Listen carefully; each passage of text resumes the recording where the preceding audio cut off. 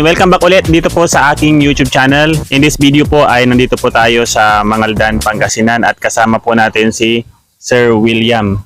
Yan, at sila po ay customer po natin na nag-member at ina-assist po natin sa pag-aalaga dito ng hito from the start hanggat sa mag-harvest po sila. So itinuro din natin dito yung setup na nakikita nyo yung circular tank at step by step natin silang ginaguide. So hindi sila nag-seminar, hindi sila nag-webinar. So tatanungin natin sir kung kamusta yung kanyang, may isang buwan na sir na ano?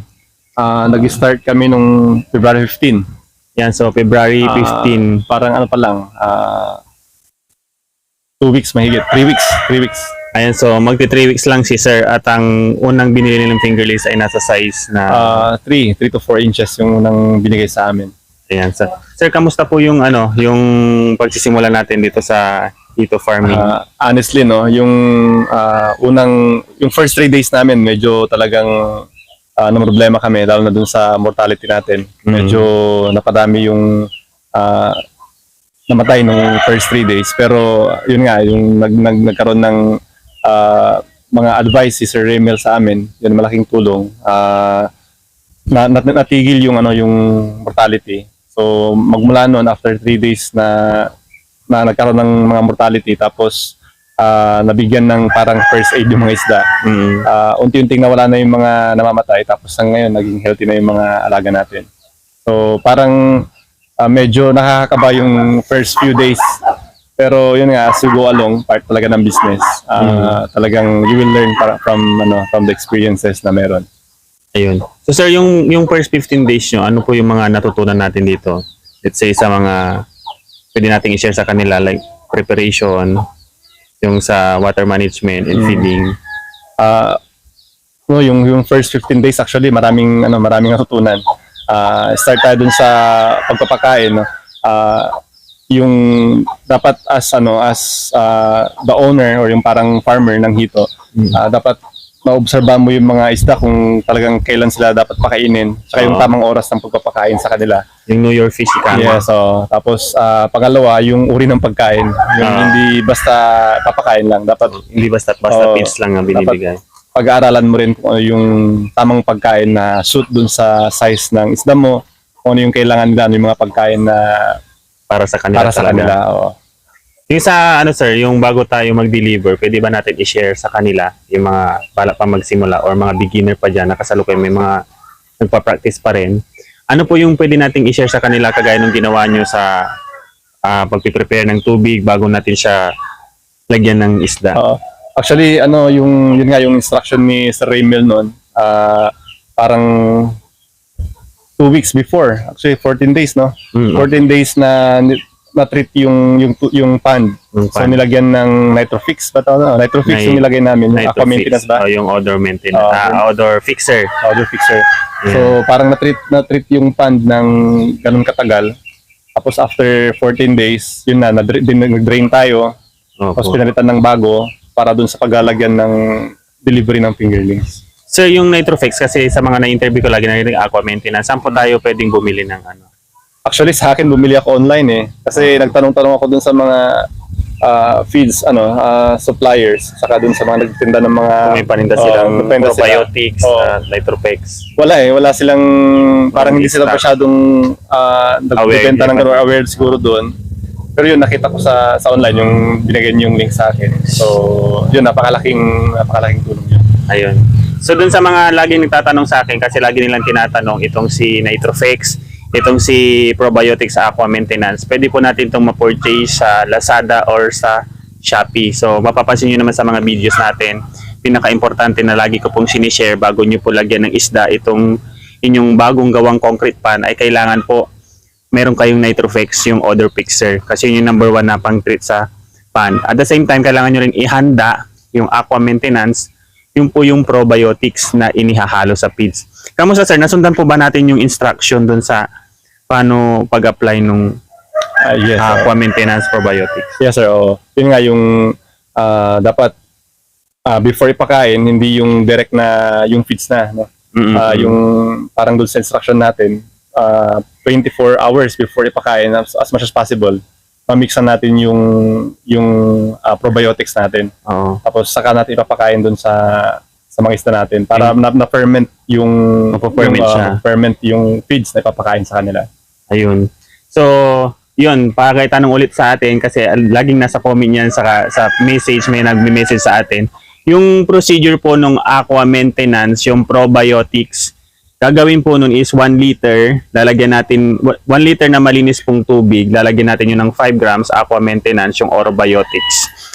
At i-spray po natin yun sa feeds. Sa feeds, oo. Yan, so kailangan meron kayong storage box, 4 kilo po yung sa 5 grams na orobiotics, aqua maintenance, na i-spray natin doon. After natin ma-spray, mabasa lahat yung feeds na 4 kilos, tatakpan po natin yun ng hindi sisingaw. And after 24 hours, pwede na natin ipakain sa isda. Kagaya naman ng ginagawa po nila. So, tingnan natin yung kanilang yung pan. Lumapit kami sa cameraman. Kung mapapansin nyo po dito sa kanilang pan, sir, ilang araw na po itong tubig dito? Last week, parang 1 week na siya mula nung nagpalit tayo. Pero nagpapa-overflow kami kasi halos everyday. Everyday, mga ilang minutes po, sir? Usually, nasa 15 minutes lang siya. So 15 minutes. Pero ibig sabihin hindi sila nag 100% at mapapansin nyo dito yung tubig ay medyo kulay green siya. Yung, may mga lumot-lumot.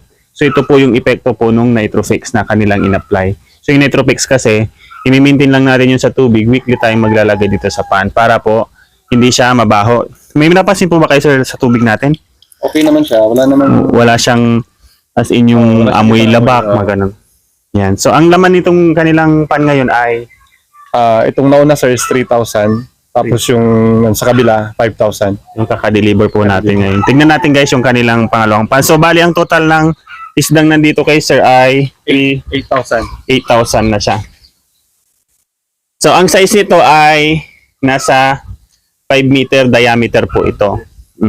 Ito po ngayon kasalukuyan may laman siyang 5,000. Yan, yung question ulit ng mga nagtatanong, kasya ba yung 5,000 daw sa 5 meter diameter? Answer is, opo, kasyang-kasya po siya hanggang sa paglaki. Pero syempre, ituturo din natin dito na kailangan after 20 days or 30 days ay magkakaroon ng sorting. Yan.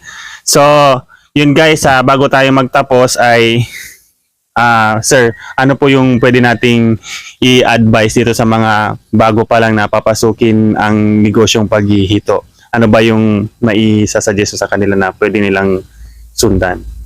Siguro, no, ang unang pwede kong i-suggest bago pasukin yung kahit anong klase ng business, lalo na yung paghihito, dapat pag-aralan muna natin yung sistema, dapat alam natin kung ano yung mga tamang paraan. At syempre, dapat may mga taong pwede tayong pagkuhanan ng suggestions or may mga taong pwedeng mag-guide sa atin. Kasi yung pag-aalaga ng hito, para ka na rin nag-aalaga ng bata eh. Parang mga nagpapalaki ka ng bata. So dapat alam mo yung mga tamang diskarte, alam mo yung tamang mga pagkain, alam mo yung tamang proseso para hindi masayang yung lahat ng pinagpaguran natin. Syempre, medyo may kalakihan din yung bibitawan mong puhunan talaga. So, dapat bago mo pasukin, dapat may lakas ka ng loob. Pangalawa, dapat may laman din yung bulsa mo.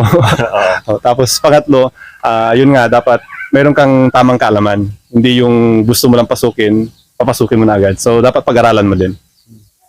And then, tanongin din natin si sir kasi si sir medyo nag-member sa atin yan, may konting payment. Sir, sa tingin niyo po ba yung kinuha namin na konting payment sulit naman po ba?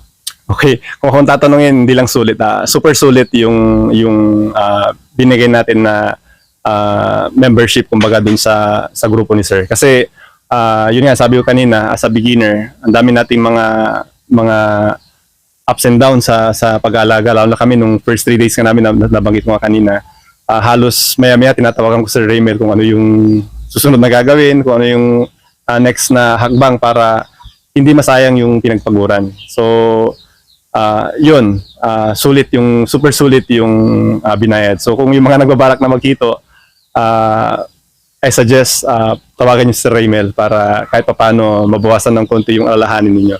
Ayan, syempre bago tayo magtapos ay magsa-shoutout muna si Sir William. Ayan, okay po. nais ko pong nais ko pasalamatan yung mga tao na naging parte nung preparasyon ng hito na to. Nais ko rin batiin, shout out to lahat ng aking mga kaibigan, aking mga co-teachers, ang aking family syempre, at lahat ng mga taong laging sumusuporta sa akin. Maraming salamat sa inyong lahat. At gusto ko na ring i-take yung opportunity na to para i-market yung ating pong hito farming. So sa mga gusto pong bumili ng kanilang hito na gustong lutuin, gustong ihaw, iprito, i-adobo, and whatsoever na gusto yung klase ng luto, pasyalan po kayo dito sa amin pong maliit na hito farm to sa Barangay Gisang, Mangaldan, Pangasinan. Pwede nyo pong i-message sa Raymail, pwede rin po i-message anytime. Pag gusto yung bumili, mag-message lang po kayo at bibigyan namin kayo ng napakagandang presyo. Opo. I-plug na rin natin yung number ni sir. Pwede nyo po akong tawagan sa number na ito, 0968-5154-641. Tawag lang po kayo at bibigyan namin kayo ng napakagandang presyo. So yun guys, muli maraming pong salamat, at kung bago lang po kayo sa channel na to, don't forget to click subscribe button and bell icon para lagi po kayong updated sa mga susunod ko pang upload videos. Maraming pong salamat. Salamat po.